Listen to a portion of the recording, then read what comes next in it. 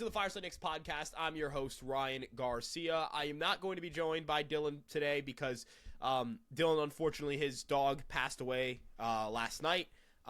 He's taking time with him and his family right now, time that he absolutely should take. I want to send nothing but love and my best wishes, and if you guys could do the same, that would be great. He could really use it. I know that, Dylan has always been a guy who is, just grinding at it, going at it. Fireside Knicks has grown so much because of him, and I want to say because of him. I'm not saying because of us, because of me, because of him. He has been unbelievable on that front, and I'm sending him my best wishes. I hope you guys do the same. And we're gonna try and do this game one recap. I'm not gonna lie, I did a recording where I was like violently angry, like not like threatening anyone, but like yelling a little bit, and I felt like that wasn't the best reflection of this podcast, and I got rid of it. So this is my second take at this. Now I'm still upset and I'm still frustrated, and I'm sure that will bleed into this episode. But we're gonna look at this from a lot of different perspectives. There's the fan perspective. I am a Knicks fan, and then there's like, what do you do in game two? Let's look at the numbers. Let's try and find ways to stop this from happening, to stop that embarrassing fourth quarter, not really fourth quarter, the embarrassing end to the fourth quarter from happening again. The Knicks, I mean, up until the 2-minute mark, 2.5-minute mark, 3-minute mark, I don't really know where you want to start there. Like, let's say the 4-minute mark. At that point, this game was over. 99.3% chance to win. They had a 99.4% chance to win. I think they had a 99.7 somewhere in here. Point is, this game was over. And your starting five is out there. When your starting five is out there, and let's kind of look through the final four. Pacers, Timberwolves, OKC, New York. I know I went with some city names instead of the team names, and that's on me. When their starting five is out there to close a game out where they have a double-digit lead with like 3 or 4 minutes left, they win that game. Make no mistake, they win that game. That basketball game ends. That basketball game is over. For most teams who are quote-unquote contenders, their starting five, their most frequent lineup, is their best lineup. It's not always their 5 best players, but it's the 5 players that fit the best in that 5-man group. And very importantly, that group should not have a negative net rating. They should not have a negative net rating. Any coach who throws out a starting lineup that has a negative net rating either A, has a bad team, or B, and very importantly with B here, that coach does not have a feel for their roster. The New York Knicks starting lineup, once again, completely drowns and sinks and kills this team's chance of taking a playoff game. They blew it. That group blew it. And I don't want to dilly-dally and sit here and pretend like there is like it was the will to win, desire to win. I mean, effort wasn't great. The effort was not great. But the Knicks, it's not like the Knicks were like, I don't want to win, or that the Pacers were, I want to win more than the Knicks want to win. But the Knicks are a poorly optimized roster that has a lot of talent, and it shines, and that's why they're here. But they are not. You look at the Pacers, who have a similar amount of talent to the Knicks. Like, these are two talent adjacent teams. If you wanted to rank teams just based on roster talent, I would say OKC, Boston, Cleveland, kind of a gap there. And I think that their regular season performances kind of reflect that. And then the Knicks, the Pacers, the Timberwolves, Denver, teams like that. Like, there's that second tier of teams where they can win the NBA Finals if they execute their game plan. And sometimes you just can't execute your game plan. And then for some teams, they're so talented that they can not really execute and not really fire on all cylinders and still beat good teams. The Knicks are not a team that can mismanage a game or misfire or not play sharp basketball and beat really good teams. And that's not a criticism of the roster. That's not a criticism of the GM. That's a criticism of, like, that's saying that it's really important for this team to optimize well. Look at how Rick Carlisle runs his offense. If you look at what they did down the stretch and what they attacked down the stretch, they know the Knicks were struggling on with their switches defensively, and that their starting lineup struggles when they have to execute switches defensively, and they abused it. They took advantage. Aaron Nesmith was free every single time. OG Anunoby, you got to have a hand up. You got to have a hand up. You have to be. You have to be more willing to. You have to be comfortable letting Aaron Nesmith get by you more than you have to be comfortable letting him get that shot up. Another situation. You see, we really got on Boston for it because we're like, people are saying Boston lost that series. No, we won that series because Boston didn't execute. Boston's game plan was terrible. Boston relied on a 3-point shot up 20, trying to close out a game. And I'm going to use that same logic here to say, if you're a New York Knicks fan, and your conversation is, we should have won that game. This is an anomaly. Knicks won't lose another game like that. Just wake up and forget about it. I don't think any Knicks fan's saying that. But, like, something up to the effect of, Indiana didn't outplay us. We just lost this game. I'm going to push back on that notion. Indiana did outplay you. Yeah, the Knicks outplayed Indiana for a little bit, and they had a comfortable lead. But over the final few minutes, Indiana outplayed you. In overtime, Indiana outplayed you. If they didn't outplay you, they wouldn't have won the game. They outplayed you. They outcoached you. Their scheme is better. Their offensive sets are better. Their defensive intensity is better. Their shooting depth is better. They execute it, and they have a great game plan. The Knicks stopped executing and have a poor game plan. The Knicks' most frequent lineup, which is their starting five, has a negative net rating. The Knicks are worse. They play their worst basketball when their starting five is out there. Again, their most frequent lineup, it's their starting lineup. It's their quote-unquote best lineup. It is the lineup that head coach Tom Thibodeau and the organization has determined is their most effective. In the postseason, their starting five is a -9 net rating. It is their most used lineup. Most used. Most frequent. Highest usage. Highest. The only five-man combination that Jalen Brunson has a negative net rating in this postseason, the starting five. How about the regular season, Ryan? Starting five, plus 2.9 net rating. That was lower than the Knicks' net rating on the season. Granted, it's still a positive net rating. But they were a okay, decent, solid team when their guys were when their starting five was on the court. They were a good team. Not a great team. Not a team that should be in the Eastern Conference Finals level good. Not a team that should win the NBA Finals level good. But, granted, maybe you give them grace in the regular season and say, hey, like I'm fine giving them grace in the regular season and saying, let this unit play this out. Knicks had a 4.2 net rating this year. 2.8 with their starting lineup. So they had a worse net rating with their starting five. So we have 940 minutes of regular season data, 240 minutes of postseason data. If Tom Thibodeau's a serious head coach, and I assume he is, he's a basketball savant. I have defended him for years, and this year I've kind of lost it with him. I guess he's lost me. I haven't done anything for me to lose him. He's lost me.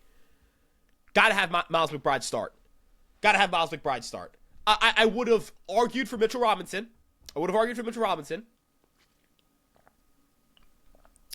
But the key thing that I think is important to note is that Mitchell Robinson's not built up to play starters' minutes. And that's important. That does matter. That is why he wasn't out there to close out the game. It does matter, guys. It does matter. I looked at the Knicks starting lineup, or postseason lineup. When you run the starting five, and you swap out, and you have Miles McBride out there, or not run the starting five, where you have Miles McBride out there. What are the New York Knicks doing when Miles McBride is on the court? Let me tell you.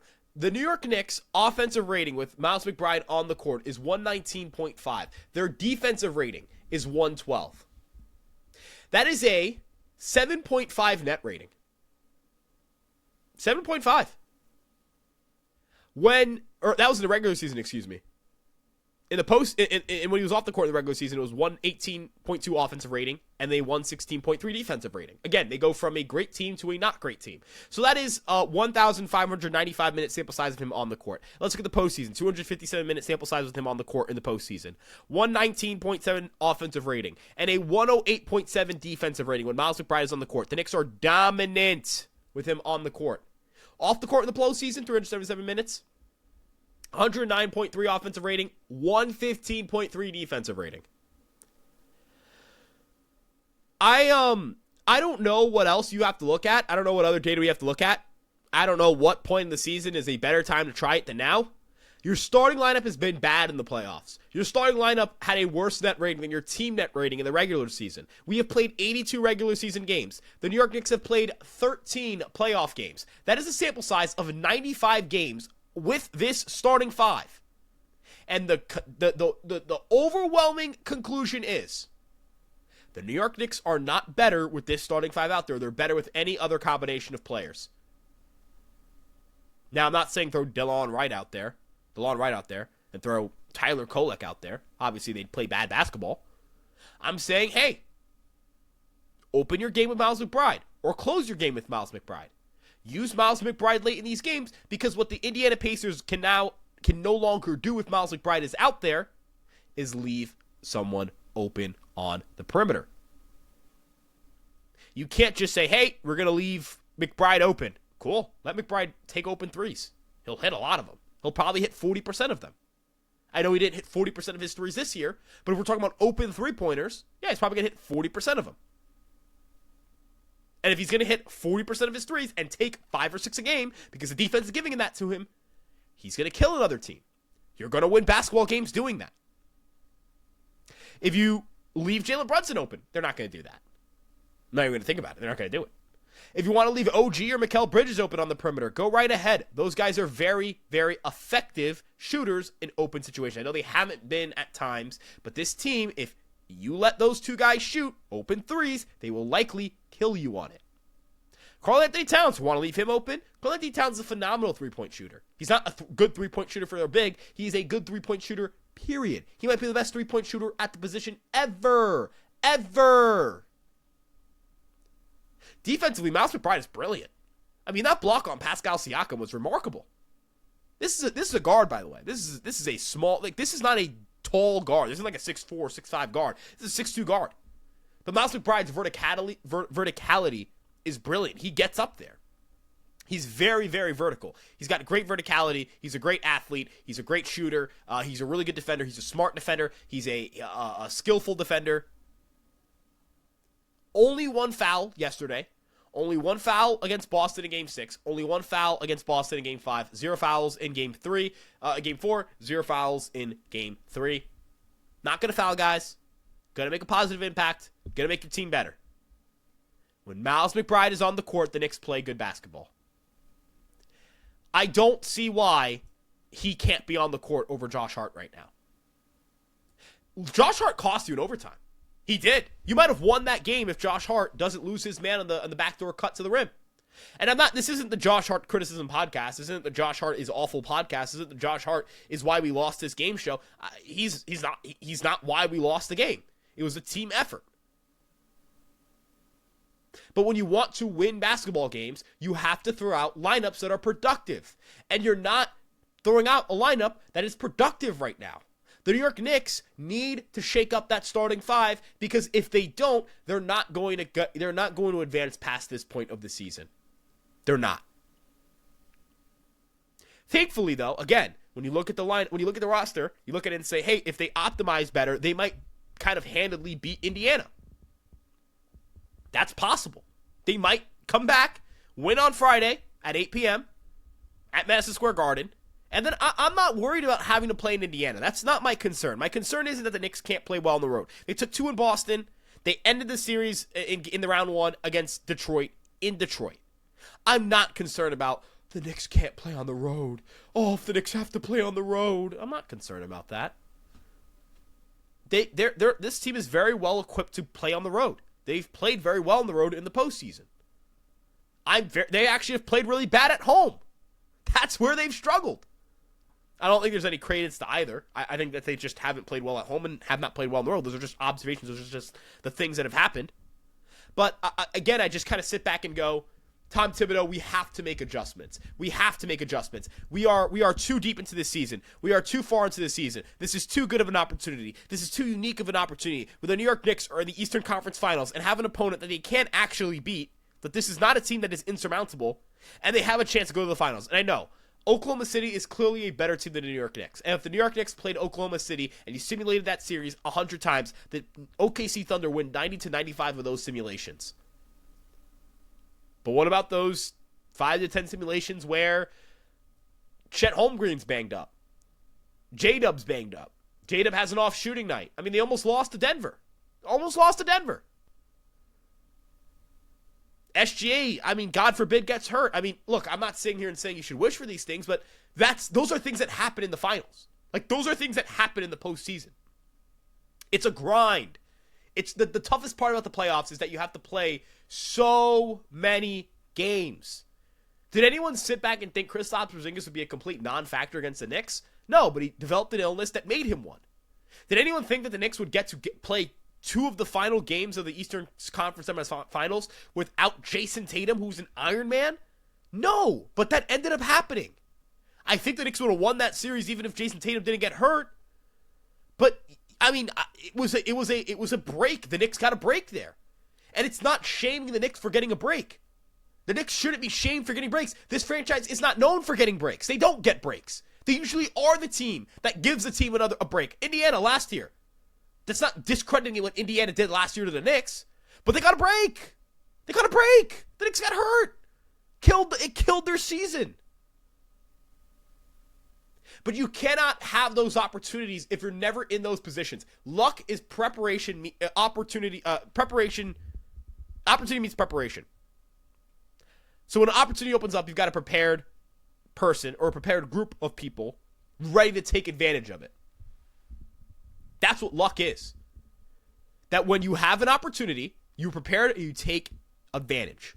The Knicks have not taken advantage and have very, very honestly, they don't get a lot of breaks. Last year, didn't get a lot of breaks. This year, yeah, Jason, they're finally healthy. Like, this is the first year where, like, I'm not sitting back and going, man, this guy's banged up, sucks. We're going to lose the series because this guy's banged up. Where, you're at full strength. Like, this might be your best chance to go to the finals with this group. You may never get a better opportunity. You don't know if next year Cat is going to stay healthy. Jalen Brunson's going to stay healthy. OG Anunoby's going to stay healthy. Mikal Bridges is going to stay healthy. I mean, that one might be a sure bet. He's always healthy. You're going to have Mitch for the playoffs. You never know when you're going to have Mitch. You don't know for how many games you're going to have Mitch. You just know you're going to have him for not the full season. You're fortunate that you have him in the postseason. He did not make it to this point of the year last year. He was done in round 2. So again, I kind of look at things with the Knicks and I go, embarrassing game 1 loss. Truly embarrassing. Truly one of the most embarrassing losses of all time in sports history. Sports history. All-time choke job. Awful. But it's one game. And if Tom Thibodeau is a serious head coach who prioritizes winning basketball games, and that winning basketball games and winning the finals and bringing this city a championship is his number one goal, he's changing up the starting 5. If it's not, he will not keep the starting 5 the same.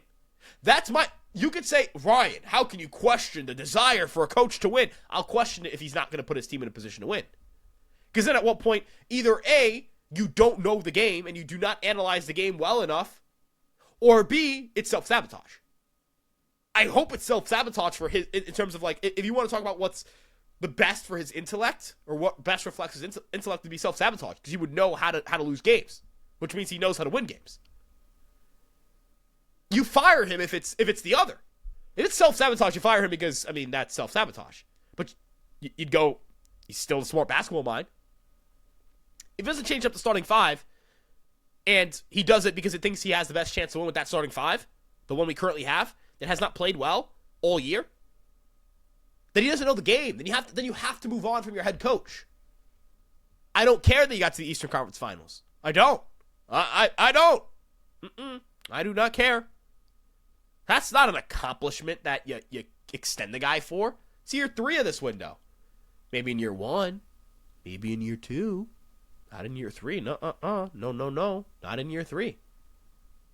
It's a weird feeling for Knicks fans because this is our first series deficit since the Miami series. Kind of crazy, right? They never trailed in the Pacers series last year.